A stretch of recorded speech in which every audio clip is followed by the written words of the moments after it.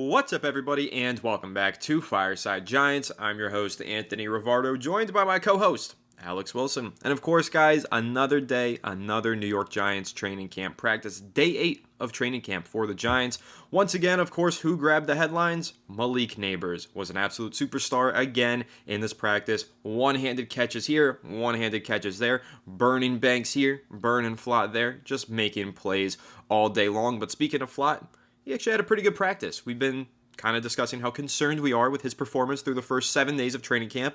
Well, training camp day 8, he had some really nice reps that we saw on social media, and it sounds like by all accounts from the reporters and everyone else in attendance, he had a pretty decent day in coverage. So we kind of want to talk about how we're encouraged about that. Of course, talk about how excited we are about Nabers once again. And then something else that I'm discouraged by, John Michael Schmitz still not practicing. He's been out for a while. He's been dealing with a shoulder injury. They said it's unrelated to the shoulder injury that he had last season, but he's been sidelined for over a week now, and I am personally starting to get a little bit worried and concerned. So I want to discuss that and, of course, all the other top storylines and, of course, takeaways from today's practice. But before we dive into all that, make sure to leave a like if you enjoyed this episode, subscribe to the channel if you're new, ring the bell so you don't miss an episode, and comment your thoughts down below in the comment section. If you're listening to Apple or Spotify, please make sure to leave us a 5-star review. Go ahead and follow us on all of our social media channels at Fireside Giants. Without further ado, Alex, how are you doing today, my friend? And what is your top takeaway from day 8 of New York Giants training camp?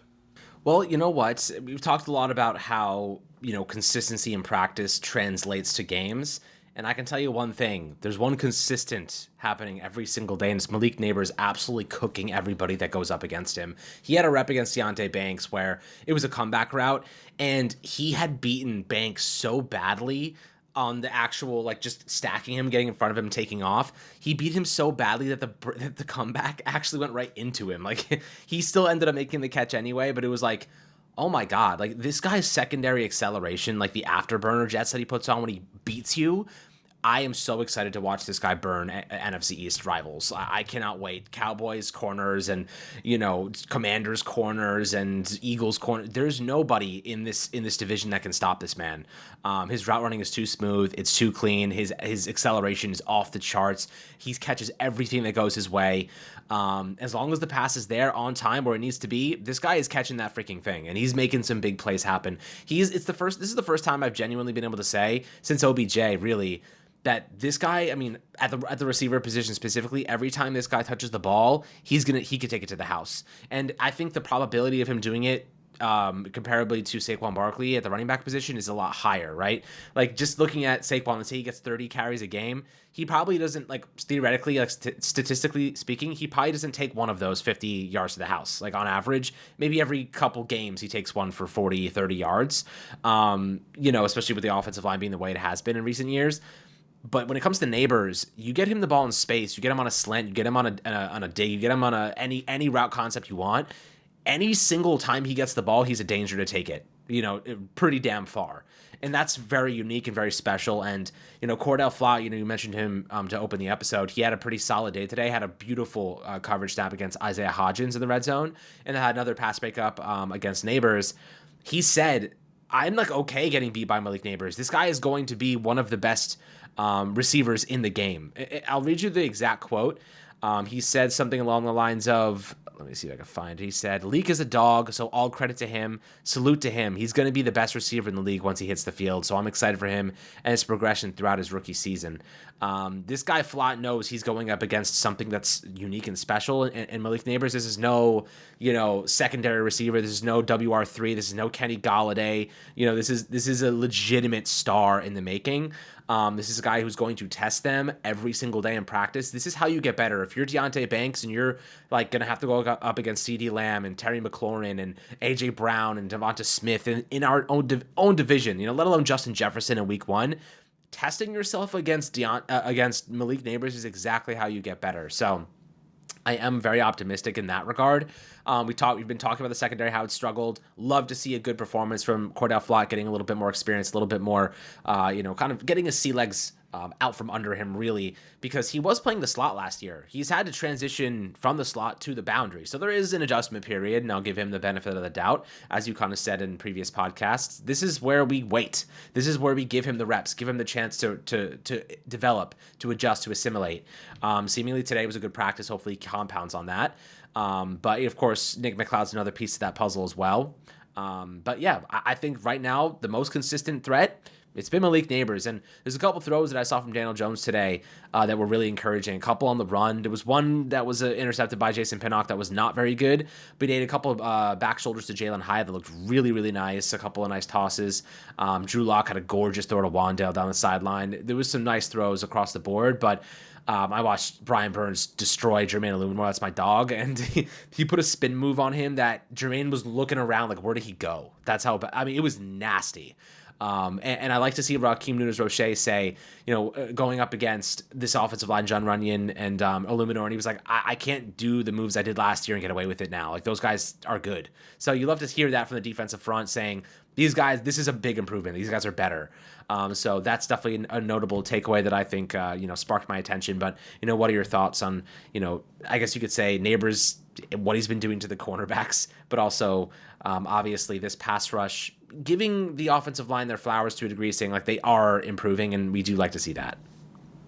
Yeah, one note on the offensive line, Josh Azidu did get carted off at the end of practice. We're not sure what the injury is or the severity of it, but he did leave practice early on a cart. Now, speaking about Nabers and the cornerback room, again, we've been kind of going over the same topic day in and day out, and my stance has not changed. My take has remained the same. Malik Nabers was a historically good player at LSU. I expect him to come in here and torch every cornerback he goes up against, whether we're talking the best cornerback on the team or the worst cornerback on the team. Malik Nabers, historically good football player, broke receiving records for LSU. I would be more concerned if he wasn't torching every single cornerback he was lining up against. So I'm not worried about the cornerbacks getting torched by Malik.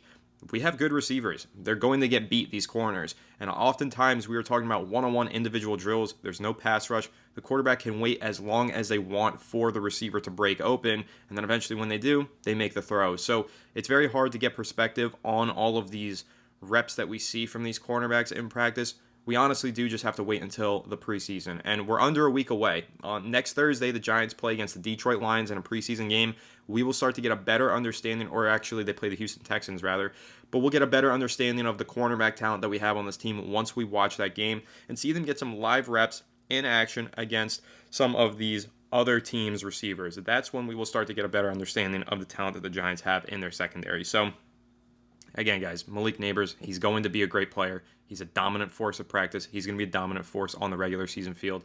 Not worried by cornerbacks getting burned by him, but let's see if they get burned in the preseason games, because if they do, then we could start to talk about maybe the Giants do need to go out there and pick up a cornerback in free agency. But talking about the defensive line and the offensive line, Alex, Brian Burns, he looked like a superstar today. We know he's a superstar. We know he's going to absolutely crush it for the Giants this season if he stays healthy. And so will Kayvon Thibodeaux. And I think those two are really going to play off of one another, because we talked yesterday about our standout performers. Kayvon Thibodeaux was on that list. Now today, one day later, we're talking about Brian Burns being on that list. So that's not a coincidence to me. That's one of these guys pushing the pocket in another direction, drawing double teams, freeing up the other pass rusher, and that's what we were hoping for from this duo that the Giants formed this offseason. Now, they paid a hefty price to get Brian Burns. They sent a second-round pick, a fifth-round pick, and they gave him a $148 million contract. That's a lot of money for a single player and a single pass rusher, but the impact that he could potentially have on this defense can't be understated. If he's able to show that productivity and that pass rushing prowess that we've seen from him throughout training camp so far during the regular season, teams are going to have to double, triple team Brian Burns. One-on-one opportunities for Thibodeaux. He starts winning those reps. The Giants' pass rush is going to be absolutely insane. So I'm very encouraged by that, but I'm also encouraged by the quote that you read where Burns was saying, hey, this offensive line isn't bad. We are hearing throughout training camp that this offensive line does look like a better unit, and that is encouraging. But there is one discouraging fact here, Alex, and that's what I want to dive into. We haven't seen any John Michael Schmitz. It's been over a week since he's taken the practice field again, dealing with a shoulder injury. And I actually want to refer to something that Shane Bowen said about Tyler Nubin with the media yesterday. Shane Bowen, when speaking about the free safety competition, said it's Dane Belton's job to lose. The reason why? Well, if you're not practicing, you can't get any better. And Tyler Nubin missed a lot of valuable practice time. Nubin's back on the field now. He is in the lineup. He is competing. And John Michael Schmitz still isn't back yet. So if you think that Tyler Nubin missed valuable time due to that injury, What do you think about John Michael Schmitz? Because I think he's missing a lot of valuable practice reps. And this is a player who is not a ready-made product right now. This is not a guy that we expect to just step onto the regular season field and be a great player for us. We have our concerns about John Michael Schmitz. He was not great as a rookie. In fact, according to Pro Football Focus, he ranked 36 out of 36 eligible centers in PFF grade. He had a very bad rookie year. Again, injuries had a lot to do with it. A lot of moving pieces around him on the offensive line, poor coaching. I understand all of those factors worked against John Michael Schmitz, but that still doesn't change the fact that we needed to see him play better football this season, and we needed to see him start to show signs of progress during training camp. But we've barely seen him throughout the entirety of training camp. So what is the deal with John Michael Schmitz? When will he return to the lineup? Do the Giants need to go out there and pick up a center in free agency? Greg Van Roten has been taking the snaps at center with the first team. I'm not crazy about that. I really think he should be playing right guard for the Giants. So honestly, the Giants are really feeling the effects of John Michael Schmitz's absence. And again, because he's not practicing, he's not getting any better. So I'm starting to get pretty concerned about this, Alex. How are you feeling about the fact that John Michael Schmitz, it's been over a week since he suffered the shoulder injury, he's still not back on the practice field? This is a different situation than, if you look at like Evan Neal or whatnot, because the second that JMS gets back, he's going to be starting at center because he is our starting center. I think they're giving him the benefit of the doubt there. Obviously, he was working on the side with trainers and doing some pushing, pulling, just doing some basic movements, trying to build up that confidence in the shoulder. But yeah, like it is concerning, right? Like you don't want to have your communicator, the guy that leads your offensive line up to the line of scrimmage. You don't want that guy missing. He's an important piece of the equation, and that communication, that experience, especially with three new offensive linemen in the trenches, you need to have your center building that chemistry now, because otherwise there's going to be mistakes early season. There's going to be problems. So we have about a month and a week until opening day or week one, and I do think that it is going to be a very important month for JMS to get back into the huddle there. Look, even if they're just running like silent stuff, even if he's not even practicing, they're just getting up to the line of scrimmage, he's communicating, pointing things out against ghosts, at least you're developing some chemistry there. The communication, I'm sure they're doing some of that in the film room and whatnot, but that stuff is very, very important. I do think that JMS has the talent to be a very, very solid center. He just needs more time. He just needs to experience, playing time, and really needs to develop the chemistry with the guys around him now. John Runyon, Greg Van Roten, Jermaine Illumin are all new guys. He barely played with Andrew Thomas because Thomas missed a lot of time last year too. So he's basically playing with a brand new offensive line. This is you don't really walk out onto the field and put together above average units in one off season with all new pieces across the board for the most part, especially guys. You could argue they're all new pieces because they barely have any chemistry with one another. That is a very, very tough situation if you're a Giants fan right now. You have to understand, like, this probably will be a little rocky to start the season. They probably will struggle a bit, but I think they get better as the year goes on. They're not going to be in midseason form off rip. They're going to need a couple months to get their feet under them, and I think they will develop into a solid unit as long as they can maintain their health. But yeah, JMS has got to get healthy. I wouldn't color myself concerned just yet, but I am concerned about the larger picture here in that they need to be working together now.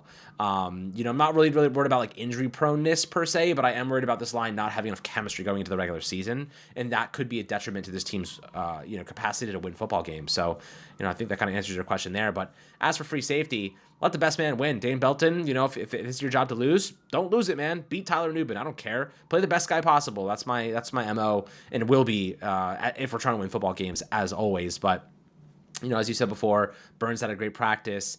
Dexter Lawrence has been phenomenal. I watched Dexter Lawrence push John Runyon. Like, if there was a quarterback back there, it would have been ugly. It would have been really ugly. I mean, he pushed John Runyon if Daniel Jones was there, into his lap. I watched Greg Van Roten get absolutely pancaked by Roche. This offensive line has a lot of work to do. They're definitely, I'll say this. They have a lot of work to do, but it also is a testament to how good our defensive front is. They're beating the brakes off of them a lot of times too. They're better than last year, but they're also getting abused, which is like, you can't stop Dexter Lawrence. There's no offensive lineman 1v1 that is stopping Dexter Lawrence. It's not happening. He's arguably the best defensive tackle in the sport right now after Aaron Donald's retirement. And then Brian Burns, like you really can't stop him 1v1 all the time. Same with Kayvon Thibodeau. So I'm excited, man. This defensive line, yeah, they're beating the brakes off of the offensive line, but that could just be a testament to how good our defensive line is and not really how bad our offensive line is. So it could be both. End of the day, you love to see the pass rush doing some good stuff there. But, I think altogether, we're making progress. We're seeing some good stuff. Need to stay healthy, get some guys back. Of course, Newbin, we referenced, is back now and need to get back JMS. And Nabers continues to impress me. And the guy is just, I'm so excited to watch him. He's going to do some special things as long as we can get him the football. Yeah, no doubt. I think that everybody knows how excited I am for Malik Nabers, of course. One other player, though, that we've been pretty excited about all offseason long, Alex, Tyrone Tracy Jr., rookie running back, 5th-round pick. He's been looking good, and he's been receiving a lot of reps in practice. And so I think that's a testament to how much the coaching staff believes in him. Because oftentimes fans get excited about players, and they have confidence in that player, but who knows what the coaching staff is feeling? Who knows how much playing time this player is going to get?